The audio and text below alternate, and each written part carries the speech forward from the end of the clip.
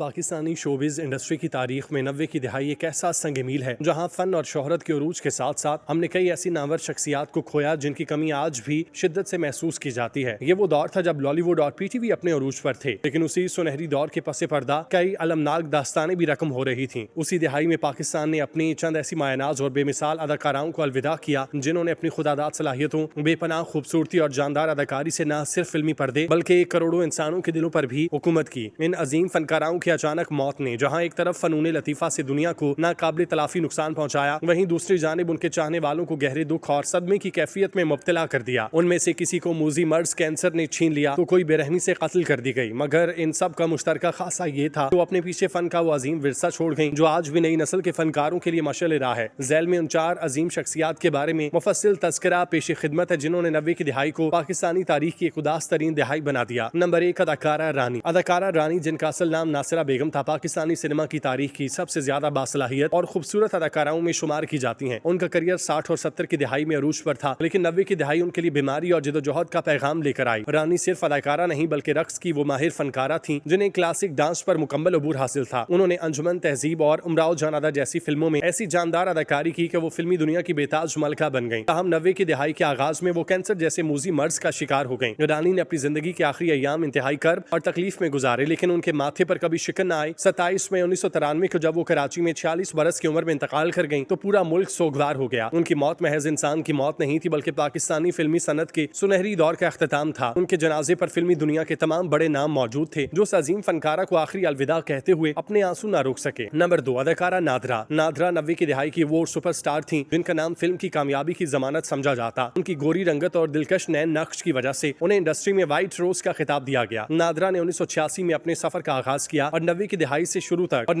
के शुरू तक वो पंजाबी फिल्मों की मलका बन चुकी थी। उनकी मकबूलियत का ये आलम था कि प्रोड्यूसर्स उनके घर के बाहर लाइन लगाए खड़े होते थे, लेकिन उनकी जिंदगी की कहानी का अंजाम किसी फिल्मी ट्रेजेडी से कम न था। 6 अगस्त 1995 की शाम लाहौर के पोश इलाके गुलबर्ग में नामालूम मुसल्लह अफराद ने उनकी गाड़ी पर फायरिंग कर दी। नादरा उस वक्त अपने शौहर के साथ सफर कर रही थी जब एक मुबैना डकैती की कोशिश के दौरान उन्हें गोली मार दी गई। महज 26 साल की उम्र में इस चमकते सितारे को बुझा दिया गया। उनका कत्ल आज भी एक मुअम्मा है जिसके पीछे बहुत सी कहानियां मंसूब की जाती हैं, लेकिन हकीकत यही है कि उस दिन पाकिस्तानी सिनेमा एक निहायत बासलाहियत और खूबसूरत अदाकारा से हमेशा के लिए महरूम हो गया। नंबर 3, खालिदा रियासत। खालिदा रियासत पीटीवी के उस दौर की नुमाइंदा थी जब अदाकारी का मतलब सिर्फ मुकालमे बोलना नहीं बल्कि खामोशी से अपने तासुरात के जरिए कहानी बयान करना था। उनकी शख्सियत में कैसी वकार और संजीदगी थी जो उन्हें अपने हमअसर अदाकाराओं से मुमताज करती। परछाइयां और धूप किनारे जैसे ड्रामों से शोहरत पाने वाली खालिदा रियासत 90 की दिहाई में भी टेलीविजन की जरूरत बनी रही, लेकिन कुदरत को कुछ और ही मंजूर था। वो कैंसर के मर्ज में मुब्तला हुई, लेकिन उन्होंने अपनी बीमारी को कभी अपनी अदाकारी या अवामी जिंदगी पर हावी नहीं होने दिया। उन्होंने अपने इलाज के दौरान भी फन की खिदमत जारी रखी, मगर आखिरकार 30 जुलाई 1996 को लाहौर के एक अस्पताल में वो कैंसर से लड़ते जिंदगी की बाजी हार गईं। उनकी उम्र सिर्फ 43 साल थी जब वो अपने लाखों मदाहों को तनहा छोड़ गईं। खालिदा रियासत की वफात ने टेलीविजन ड्रामा की उस क्लासिकल रिवायत को बड़ा धचका पहुंचाया जो मयार और सादगी पर यकीन रखती थी। नंबर 4, ताहिरा नकवी। ताहिरा नकवी का नाम जब भी लिया जाता है जहन में निहायत मासूम और बावकार चेहरा उभरता है। अगरचे उनकी जिस्मानी वफात 1982 में हुई, लेकिन उनका तस्करा 90 की दिहाई की फहरिस्त में इसलिए नागुजीर है क्योंकि 90 की दिहाई में जब पीटीवी के क्लासिक ड्रामों की बात हुई थी तो ताहिरा नकवी का जिक्र एक लेजेंड के तौर पर लिया जाता था। वो कैंसर के मर्ज का शिकार होकर सिर्फ 25 बरस की उम्र में इंतकाल कर गईं। उनकी वफात ने पाकिस्तान में कैंसर के बारे में शाऊर बेदार करने में अहम किरदार अदा किया, क्योंकि उस वक्त वो शोहरत की बुलंदियों पर थीं। विरसा ड्रामे में उनका किरदार आज भी लोगों को याद है। 90 की दिहाई के फनकार उन्हें अपने मशअले राह मानते थे और उनकी वफात का सदमा इसी दिहाई में भी ताजा रहा, क्योंकि उनकी कमी पूरी करने वाला कोई दूसरा अदाकार न था। उनकी मौत ने यह सबक दिया कि फन की उम्र तवील होती है, चाहे फनकार की जिंदगी मुख्तसर क्यों ना हो। नैयरा सुल्ताना, जिनका असल नाम तैयबा बानो था, पाकिस्तानी फिल्मी सनत की उस दौर की नुमाइंदगी थी जब अदाकारी सिर्फ ग्लैमर का नाम नहीं बल्कि जज्बात की अक्कासी था। 27 अक्टूबर 1992 को कराची में उनका इंतकाल हुआ, जिसने लॉलीवुड को एक बड़े नुकसान से हमकिनार किया। उन्होंने 1955 में फिल्म कातिल में अपने सफर का आगाज किया और बाजी, मजलूम और सहेली जैसी लाजवाल फिल्में दी। नैयर सुल्ताना को यह मुनफरिद एजाज हासिल था कि वो स्क्रीन पर खामोशी और आंखों से दुख बयान करने में महारत रखती थी,